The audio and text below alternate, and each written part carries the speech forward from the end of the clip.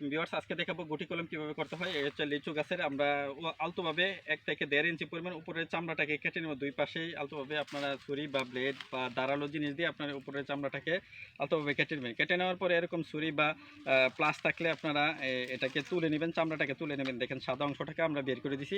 চামড়াটাকে তুলে সাদা অংশটাকে বের করার পরে এখানে পিচ্ছিল অংশটাকেও আমরা অপসারণ করে দিব। পিচ্ছিল অংশটাকে অপসারণ করে দিছি। অপসারণ করে দিয়ে এখানে আমরা মাটি লাগিয়ে দিব। এরকম মাটি নেবেন। মাটি নিয়ে আপনারা এই মাটিটা হচ্ছে মাটি আর গোবর মিক্স আছে, 50% মাটি 50% গোবর দিয়ে আমরা কিন্তু এটাকে মাটি বানিয়ে নিয়েছি। এটা পুরোটাকে আমরা ডেকে দিলাম।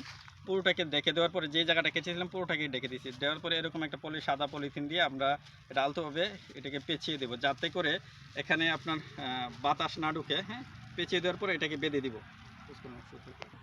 এরকম একটা সুতা দিয়ে দুই পাশে ভালোভাবে টাইট করে বেঁধে দেবেন, যাতে করে এখানে পানি না ঢুকতে পারে, বাতাস না ঢুকতে পারে। আমরা দুই পাশে ভালোভাবে বেঁধে দিচ্ছি।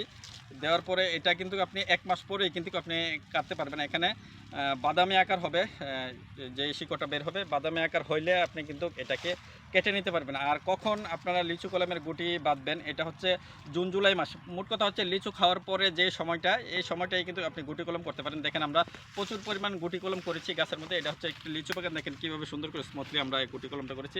সবাই ভালো থাকবেন, আর এই পেজে সবাই ফলোয়ার্স হয়ে যাবেন, আর চ্যানেলে সবাই সাবস্ক্রাইব করে যাবেন। আল্লাহ হাফেজ, আসসালামু আলাইকুম।